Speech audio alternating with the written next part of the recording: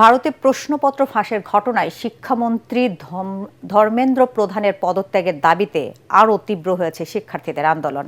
কংগ্রেস নেতা রাহুল গান্ধী শিক্ষার্থীদের সব দাবি সমর্থনের ঘোষণা দেন। এই ইস্যুতে টানা তৃতীয় দিন অচল সংসদের উভয় কক্ষ।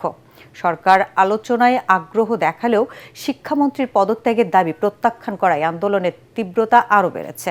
এদিকে যন্তর মন্তরে আন্দোলনকারীদের পাশে এসে দাঁড়িয়েছে সাধারণ মানুষ। তবে সেখানে অতিরিক্ত পুলিশ মোতায়েন, ইন্টারনেট সেবা বন্ধ এবং সম্ভাব্য অভিযান নিয়ে উদ্বেগ তৈরি হয়েছে। আশিকুর রহমান জানাচ্ছেন বিস্তারিত। মেডিকেল ভর্তি পরীক্ষার প্রশ্নপত্র ফাঁসের ঘটনায় ভারতের শিক্ষামন্ত্রী ধর্মেন্দ্র প্রধানের পদত্যাগ সহ একাধিক দাবিতে রাজধানী দিল্লির যন্তর মন্তর এলাকায় অবস্থান কর্মসূচি পালন করছে হাজারো শিক্ষার্থী। বৃষ্টি, কড়া নিরাপত্তা ও নানা প্রতিবন্ধকতা উপেক্ষা করেও অবস্থান কর্মসূচি অব্যাহত রেখেছে তারা।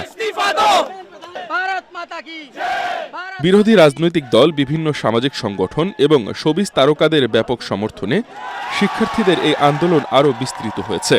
আন্দোলনকারীদের প্রতি পূর্ণ সমর্থন জানিয়ে কংগ্রেস নেতা রাহুল গান্ধী বলেন, গত এক দশকে 150-র অধিক পরীক্ষার প্রশ্নপত্র ফাঁস হলেও একজন অপরাধীকেও শাস্তির আওতায় আনা হয়নি। শিক্ষামন্ত্রীকে দুর্নীতিগ্রস্ত ও অযোগ্য উল্লেখ করে তার পদত্যাগ দাবি করেন Rahul. Young people, whether it is the will of the farmers, this is the job that I'm supposed to do as leader of opposition. I'm supposed to become an expression of the voice of India's people. I'm supposed to bring attention to where pain is being felt. আন্দোলনের প্রভাবে টানা তৃতীয় দিনের মতো অচল হয়ে পড়ে লোকসভা ও রাজ্যসভার কার্যক্রম।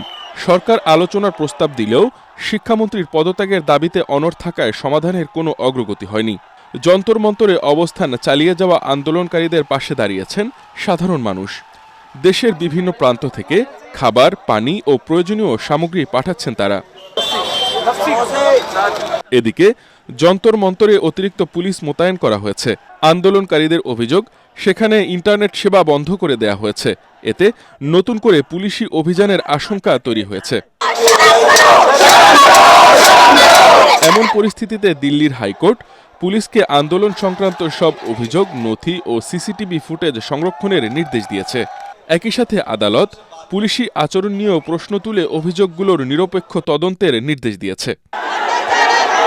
আশিকুর রহমান, এটিএন বাংলা।